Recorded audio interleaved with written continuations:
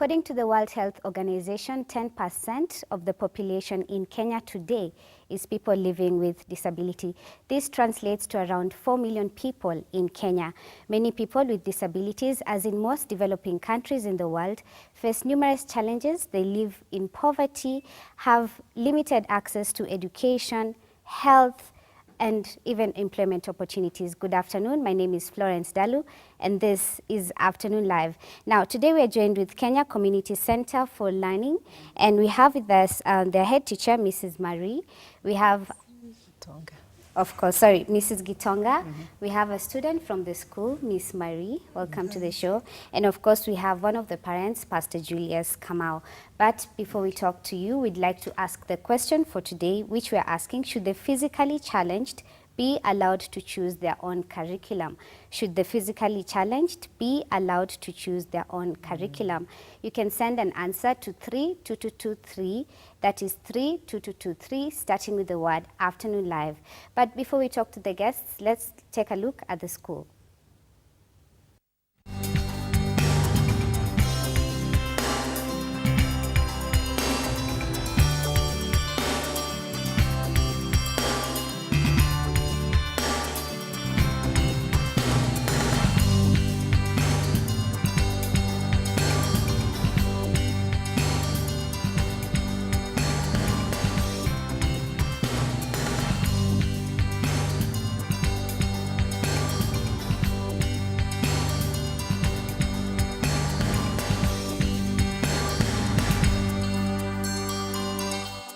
In recent years, there has been some changes in the perception of society towards the physically challenged, differently abled children. It has been reiterated time and time again that the majority of these people can lead normal lives if only they have effective access to services, which should include early identification, intervention, education, employment opportunities, and the availability of aids and appliances. However, in Kenya, education and career opportunities are almost non-existent for people born with multiple physical challenges. They face many forms of discrimination, including lingering belief that their conditions were caused by cancers. Moreover, the introduction of free primary education in Kenya, though it has been hailed in the country, yet it appears that the disabled children are not benefiting from the program, as the government has failed to equip the schools to meet their needs. And because of this, the majority of children living with disabilities have not been able to go to public special schools. These children have been marginalized, yet their inability hinders in no way a bright and successful life.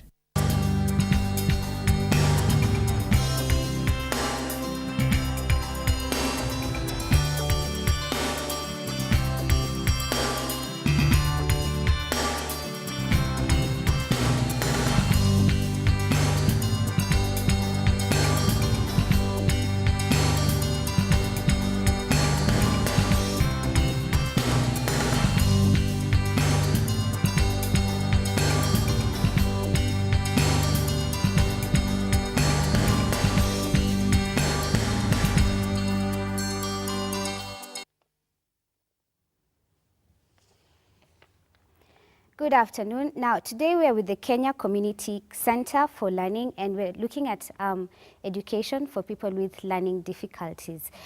The question that perhaps we can start by asking is, what do you look out for? How do you identify a child with learning difficulties?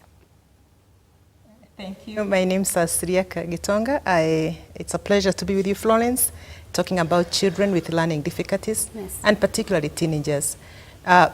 We at Kenya Community Center for Learning, we work with teenagers and children that have a category, a special category of challenges, that is the learning difficulty, which is not very well understood or not very well appreciated, because essentially the children don't have an outright physical disability that you can see. But this is a category of children that have an impairment in learning. There is a dysfunction in the way they perceive the information from the environment, the way they process that information, and the way they give the feedback. Now, these children could have other forms of difficulties, like, for example, cerebral palsy. They could be autistic. They could be having hearing impairment or the hard of hearing or having sight impairment, but then their brain is not very profoundly affected. They can learn, except that they learn a little slowly. So it makes it a bit challenging for most of us to identify with these students. I think last week or but one there was an article, another daily is talking about the fact that children are finishing class 8 or even Form 4 without being able to read and write. Exactly. Now, really for any educator and a parent or even policymaker, the question is why? What is the underlying cause of this? And that's what we are talking about, the learning difficulty. There are many causes and they present themselves as many different types of disabilities there are. But what the medics tell us is something doesn't work out very well in the brain that impairs those particular processes. And you will basically find that a child who has a learning difficulty will have a lot of problems in reading, especially. They'll have a lot of problems writing. They'll have a lot of problems in identifying numbers because of that impairment. Okay. And so in a typical school, for example, in the early childhood class, you find these children who are not able to write, for instance. They can't copy what is written on the board. They can't, or if they copy it wrong. If it is numbers, they transpose the numbers. Instead of writing 10, they write 0 and 1. Instead of writing, for instance, a B, they write it as a D, where they inverse other letters, like, for example, W instead of M, or M instead of W. So those will be some of the early indicators. Of course, the other indicators are general disorganization for the child. And very, very early, you may find the child actually unveiling delayed speech development. And so they are not able to speak as the age, as per the age of the child. And then as the child progresses in school, you now start, these disabilities become very clear. They are less stressed. They look as if they are disobedient. And commonly the teachers and the parents will say, oh, my child is lazy, they don't want to learn. Or the teachers will say, this child doesn't like completing homework. Or this child is just difficult to have. But that's an indicator that there is something not very well with this child in as far as learning is concerned. And it's very interesting to know that parents actually know fairly early that my child could be having a problem. And the teachers, it's obvious, because then the child will seem to lag behind other children in the class in performance of those particular processes or tasks. And so there are very many methods of identifying, but the very obvious ones are those that you observe the behavior of the child and you can tell, Lily, this child could be having a problem. Okay, Pastor Julius Kamau, you're a parent and your child has a learning difficulty. How are you able to identify that? What did you particularly see that you can say, this and this and this and this are the signs that you look out for? Well, thank you very much for having us here. Faith, our daughter, who is now 20, was born with a condition called Down syndrome. Well, the doctor told us outright immediately after she was born that she has a challenge.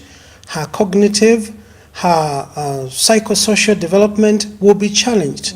And in fact, the doctors told us they don't expect that she will live very long because they questioned about her heart condition.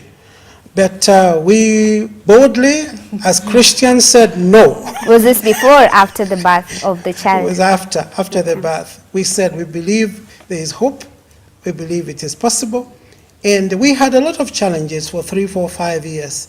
But indeed, the child developed with these challenges, but she began to be herself. We began to see that there is somebody in her.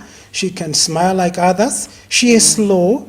She's delayed in many aspects. But, like what, for example? I mean, for example, where a child will begin to crawl, normally, or a child will stand, you find that her development is very, very slow indeed. If it comes to learning, where a child is perhaps saying the first letter or the first word in the first 12 months or so, this one would do it in 3 years. So it's that kind of a development that we are talking about. So ours was right from the onset, we knew of the challenge. Yes. Okay. Now, Mwalimu, Mrs. Gitonga, tell us a little bit about your school, because your school offers unique opportunities for children who are otherwise disregarded in other learning institutions. Thank you.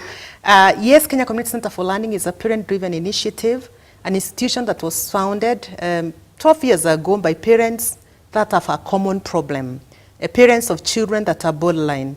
Borderline meaning that they are not profoundly challenged. They cannot fit in an institution where children are profoundly challenged. And so these parents came together, formed an association that was supporting them, then Parent Helping Parent, and that's where they started this institution. And it was meant to offer an alternative program because what is existing nationally is not cut for children with learning difficulties. And so at KCCL, what we do, Kenya Community Center for Learning, KCCL, that's what I'll call it, is that when the children come or when parents come seeking admission, we do assess the child or the student and find out what is their mental age. And sometimes explaining to parents the mental age of the child and the chronological age of the child is such a challenge, because pastor will come and tell me, you know, my daughter is 20. And I'm like, oh yes, your daughter is 20, but she's functioning at possibly year 3, year 4. Now to reconcile that is not easy for a parent. And so we take them through a thorough assessment that pinpoints for us academically, where is this child? And so we tailor-make a program using the special education programs that are there that will fit that child's mental age. And so we group them according to how fast and or how slow or how differently, we prefer to use the word differently, they master the skill for that level. And that's why we have a student like with us, with Maria, today, because she's a product of that tailor-made program that prepares the student to learn at their pace, to do tasks in mathematics at their pace, to do tasks in English at their pace, where a child is brought out to appreciate, yes, I have a learning challenge, I will learn even if it takes me a little longer. And so we have the academic program, and then we have a vocational program for those children that we know possibly because of the impairment, they may never quite be able to advance to an examination level. But there are those that will be able to advance on examination level because they are able and they are being endowed with the ability, the intellectual ability, then we put them in that kind of a program. And so we call it alternative program for students with learning difficulties. Okay. Why? Because we appreciate that they may not have to do 7, 8, 9 subjects to qualify to go for university education. I thank God for what is happening in this country. There are programs that the children can be able to do that will give them the certificates. And so we go for an alternative program which allows them to take a maximum of 4 or 6 subjects at most, but they are able to move on to college, they are able to move on to universities. We have a couple of them, our first couple of students, some are in the universities. And that to me gives them the ability to be able to live productive and independent lives thereafter. Okay, now let's talk about this alternative curriculum. Yes. Because it's not 844 system. No, it is right? not. Yes. How would you call it?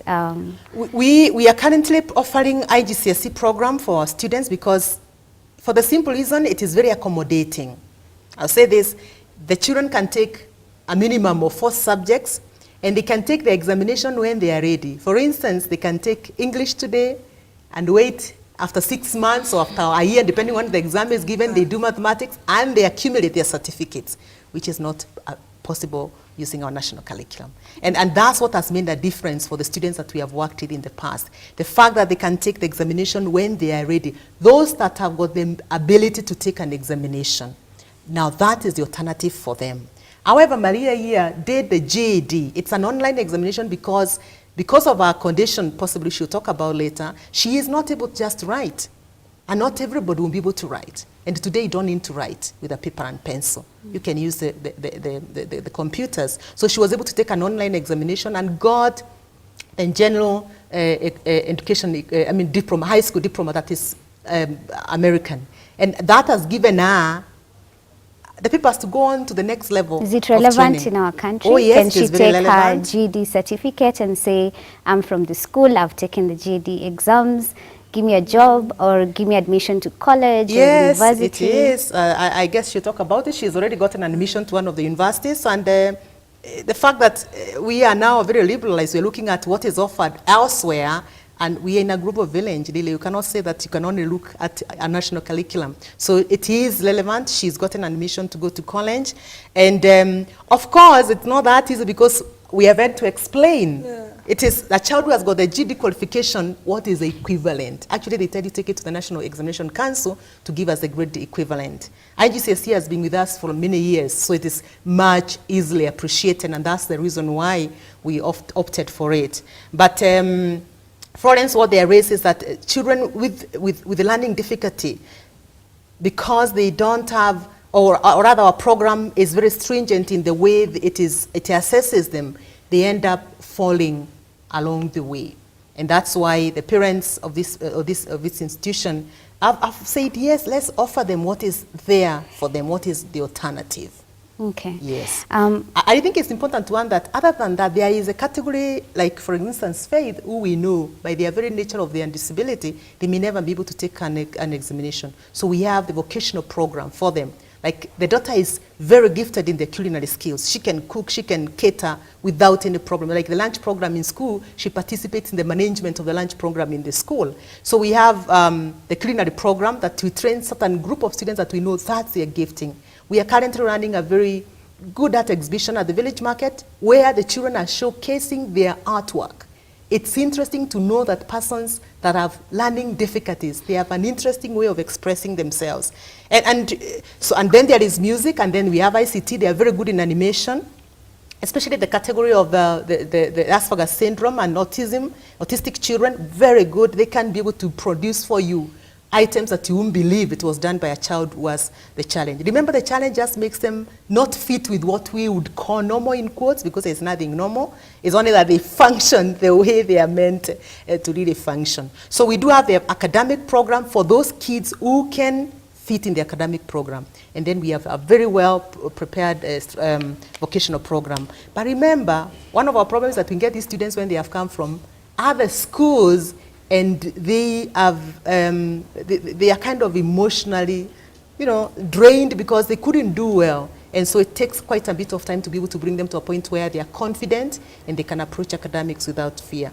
Okay, so Pastor Julius, tell us a little bit about your experience with a child with learning difficulties. How easy was it for you to find a school for this child?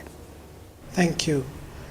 It was not easy at all. We have had a very long struggle with our daughter moving from one school to the other. We first of all started with a normal school, and where we were assured that they would do their best to integrate her together with the rest. But we realized after 2-3 years that nothing much was happening. So we looked for another school. That one had a bit of stigma. She was not really well received. We moved her from there, and we kept her home for a while. It was not until when she was about much later in her age that we came to learn of this community and got her involved. So I think what we are talking about is that a parent will go through all kinds of stress. First of all, because we don't have institutions that are very welcoming for such learners. Even the system, as Mrs. Gitonga was saying, the system of identifying the learning difficulties is perhaps not really well elaborately explained or available to all parents. And this is why you find a number of parents still finding it easier to hide their kids at home, which is a shame, because not only of the stigma, but because where else do they take them? And so we had a very, very long challenge. We are talking medical, we are talking social, but we are thankful to God that this community, Kenya Community Center for Learners, has made an incredible difference in our daughter. I mean, these children are uniquely gifted. They will smile, they will laugh, they will do all kinds of things. But for somebody to identify there is another extra ability in her, work with her, empower her, that is wonderful. And so we're excited about what's going on. And we urge parents, get your kids out. Don't hide them. Bring them over. There is hope. Okay, Marie, tell us about your life in school. How was it? My name is Maria, and I'm cerebral palsy.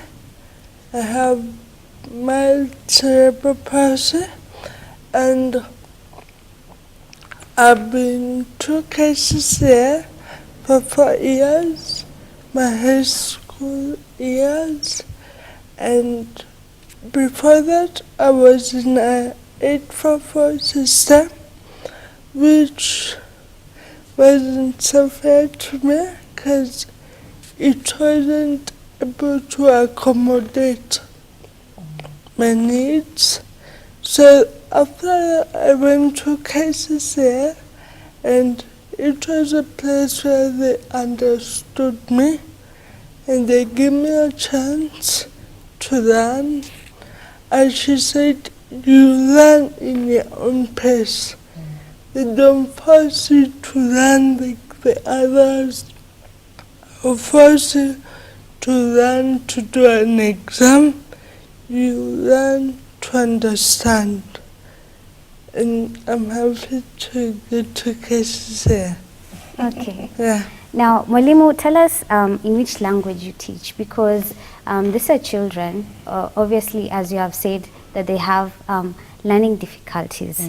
So which language is it that you use where you can communicate to all the students in the class and have them understand? As I said earlier, Florence, I said that one of the areas of impairment is actually processing information. And the way the child receives the information is what will determine how well they process that information. And so our medium of instruction is English. I'll say this, it's very difficult for children with learning difficulties, and that's why reading is a problem to be able to process that. So we prefer English because then it's global, it's easier to understand. Again, also because we are in Nairobi, our children are able to interact with it fairly very well. So all our instruction and the language in school is English. We know the children are able to speak Kikuyu, Kiswahili, Sheng, and any other language outside there. But our language of instruction and where we focus mainly is reading in English. Yeah. Okay, now today we're asking, should the physically challenged be allowed to choose their own curriculum? We're asking, should the physically challenged be allowed to choose their own curriculum? If you have any comments on that, you can send it on 32223. That is 32223, starting with the word afternoon live. Now, after this, we'll take a short break, but when we come back, we'll still be talking to the guests that we have in studio about what it means to be a child with learning difficulties.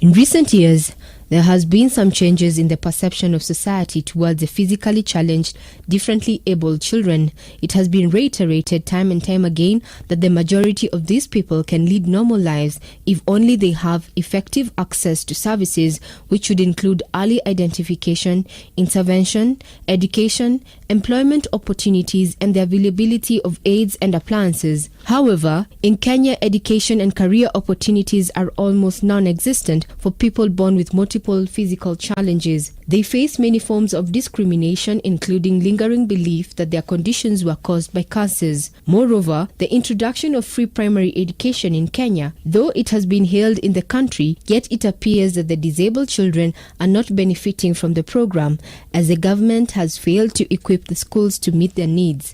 And because of this, the majority of children living with disabilities have not been able to go to public special schools. These children have been marginalized, yet their inability hinders in no way a bright and successful life.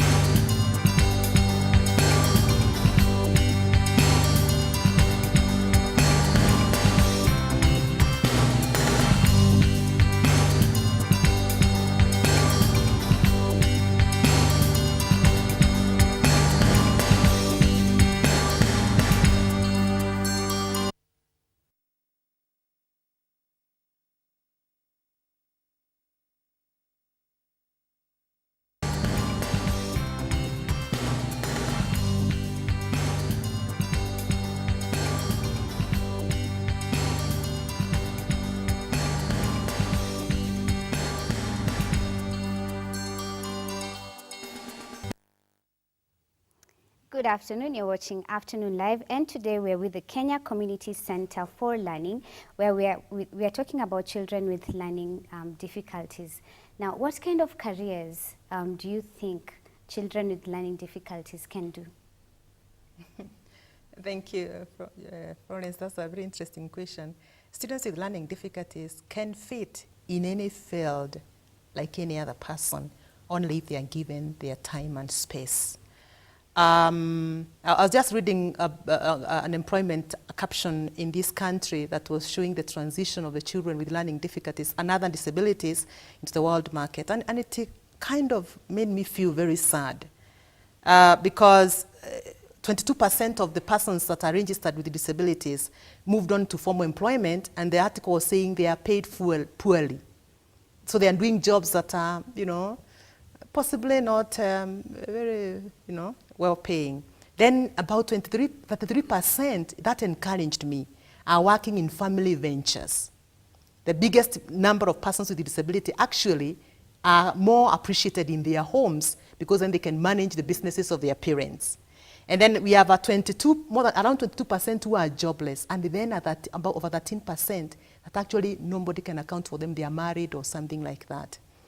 From the experience we have had at Kenya Community Center for Learning, because one of the things that we do is continuously talk about the openings and opportunities that they are there for these students. And we keep telling the parents and the children that remember, your challenge can actually be an opportunity for you to earn good money.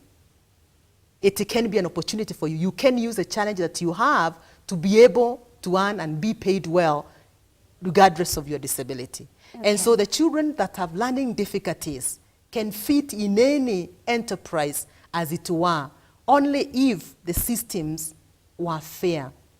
You realize they experience discrimination from the curriculum, from the policy development. The Employment Act does not actually say who is very challenged. For example, I wouldn't be surprised if Maria walks to an office and somebody says, what can you do for us? And so there is a lot of discrimination. So even when the child or the student qualifies, they'll have to fight harder to fit in the job market. Okay. They've got to explain their cause. Are we saying that the child who has learning difficulties can become a doctor? Can they become a teacher? Because that's the perception. People are asking, can they do the same things that a typical child can do? Can they go for the same careers? Precisely. Are they able to deliver? Maria is saying yes, but delivering is relative. Okay. What's delivering? If I take 20 minutes to walk to town and you take 2 minutes, do we meet the same targets? Remember, a person with a disability requires what Maria called accommodations. If you employed such a person in this organization, will you give them the space that they need to be able to deliver? Of course, we are aware that there are certain fields that will require certain precision to be able to deliver the services. But the enterprises do not have all the cutting-edge levels. They will have different levels of performance that a person with a disability can bring. The fact that they have a disability says that don't treat me the way you treat the other person. Give me a little bit more space. So what we are saying, yes, they can fit. They can be lawyers. They can do medicine. Why not? Because if a child has got a brain that is functioning, which is not interfered with, why can't they do medicine? Can they do research in medicine? Because if you're a doctor, you don't have to always inject patients or take them to the theater. They can do research in medicine. They can become psychologists. They can become psychiatrists. They can become, whatever it is. And we have seen this in the developed countries, where persons with disability, once they are given learning difficulty, remember, I'm here to talk about learning difficulty, even though I respect all the other learning challenges. This is a category that oftentimes is really eliminated by the curriculum, and therefore they fail to reach their potential. So really, what I would tell the parents and any other person working with a child who is borderline is that give them what they need to bring out their best. We have a student who is flying. Okay. Our former student is flying. He had hyperactivity disorder. He couldn't just sit down and read, but he has grown out of it. He's outgrown some of it because some of it is matriculation. We have a student doing political science. He is able to articulate issues in political science. We have a student running a business in catering. We have several students in beauty. But that doesn't mean the challenge has gone away. Okay. Yes. Now let's take a look at some of the comments and questions that we have received in the show. Naomi here says, how do I get enrolled in KCCL? And I think that was answered at the beginning of the show, where we said that you do have an evaluation program. And you determine which class a student is able to take and attend. And one here from Tony, he says, congratulations, Marie, you will make it. Wow. And of course, Ms. Arau here is asking, Ms. Gitonga, what drove you to start KCCL? I joined a team of parents, Mr. Rao. I'm an educational psychologist myself, very passionate about the process of learning and keen in finding out how do people quite learn, and particularly when a young person has a challenge. Learning is not easy. I keep saying, no child wakes up in the morning, put on uniform, go to school to fail. I've not met one. I've taught in the mainstream schools, I've taught in some international schools. Every child is passionate about learning. And that's what burns in my heart, especially when I see a child doing a thing that was very difficult. And then, I mean, they can be able to write a speech, they can be able to speak, they can be able to showcase what they have. They can do art piece, which even the parent, like Pastor Kamau, could not possibly have believed this can happen. So that's what drives me. And of course, this doesn't happen, I haven't started the institution, I've joined a team of parents that have a vision about their children. And so this is a community-based organization, owned, decisions are made by the parents, I'm part of that team. And then we also have special needs teachers who are very, very, very committed to the cause of special education in this country. So Mr. Rao, the passion is that I love seeing learning take place in a challenged child. Okay, Marie, tell us what you want to do after you finished KCCL. What is it that you want to do? I want to go to university. I want to do law. And the question you asked, like, can people with challenges do any career? Yes. I think so. If we have the right opportunities and the right accommodation, you remember doing something and it takes passion. Yes. Of fire inside you. And if you have the fire, you can light a whole place with it. So your fire is law. Is there any particular branch in law that you want to pursue? I want to pursue advocacy. I want to become an advocate for children and persons with disabilities, and try and make it a social-friendly environment for us and for others. Yeah. Wow, that is awesome. Thank you. Now, Pastor Julius Kamau, tell us, how is it living with a child with disabilities? Is it an easy road? For you, you have a child who has so much passion, but is it every day that you wake up, and how are you able to overcome the challenges that you face living with a child with special needs? I think, first of all, as a parent, you have to accept that this has happened to you. It's not a curse. It's not some kind of misfortune. It is a blessing. This is a child like any other. And this is where social support comes in, where you realize you have such a child, you need to seek support from others who may have gone through similar experiences, so that you are able to understand where you are. This is where it may become necessary to have full medical diagnosis done, so that you understand the exact condition your child is facing. And more than that, if you don't offer love to that child, then you are in big trouble, because you are denying her or him the very essential ingredients that can make them grow their esteem. Are there any specific challenges that you can name, like 1 this, 2 this, and 3 this? Yes, you will have the challenge of, first of all, the challenge we had was our own environment where we are, people would not understand us. We had to cope with that. We had to understand that this is our child. We had to be proud of that particular child. Then, of course, you have the issue of the child struggling to do things rather differently than the others. You have to offer them extra care that you did not offer or you don't offer other children. You have to regularly take them to the doctor. All these issues affect you in one way or the other, but you appreciate that it is your burden, you need to carry it, and carry it with pride. Of course, if you believe that you can be led of God, He will lead you into the heights, or whatever heights there are that you can bring this child to. Right. Yeah. Now, Marie, how is life for you? Is there a way that you can tell us so that people can generally understand? How's life for me? Yes, how is life for you? Good. Life is good. Okay, well, okay, I might say good, but I encounter many challenges and many obstacles along the way.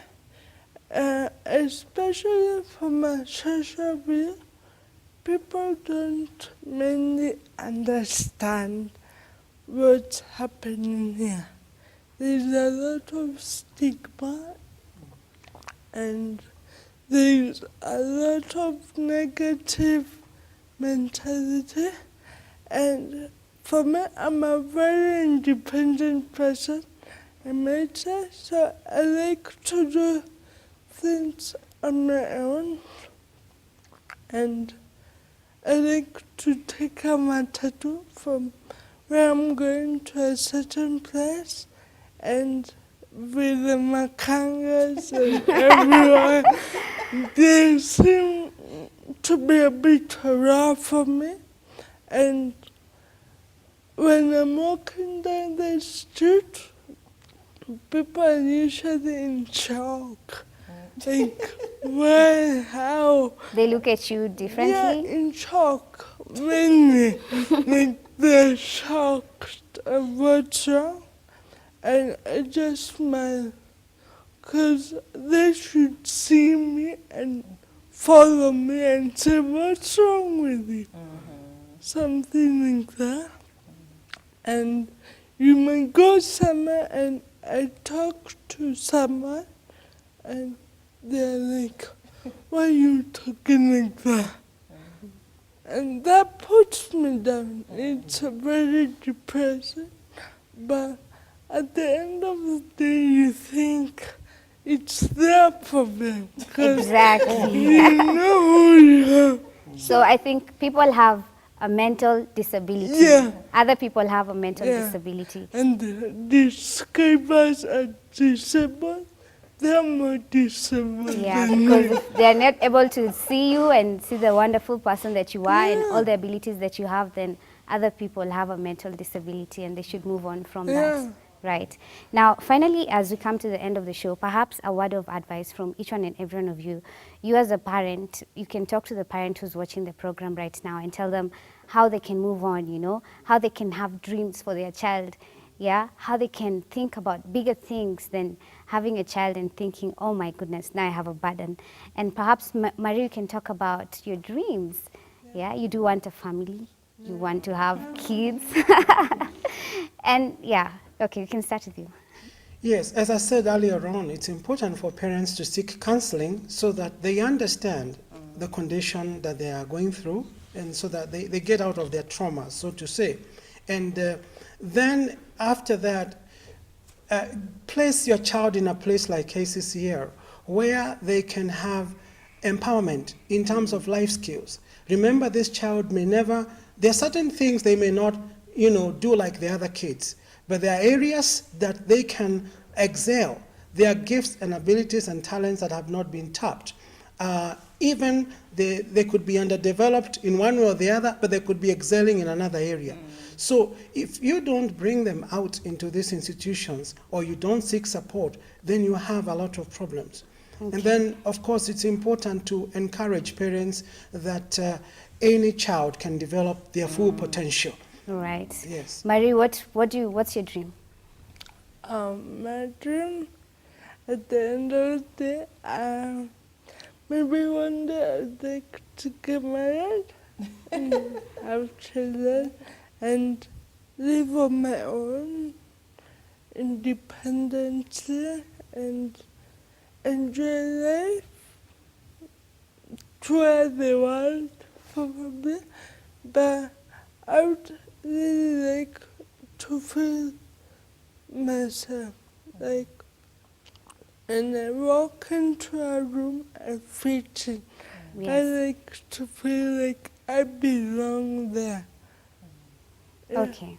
Thank you so much for watching. Of course, today's show was very, very enlightening. For all the people there living with their own mental disabilities, we have learned that all these children with learning difficulties are the same and they can do just as much as any other typical child can do. Thank you for watching. Be sure to watch us again next week. Goodbye.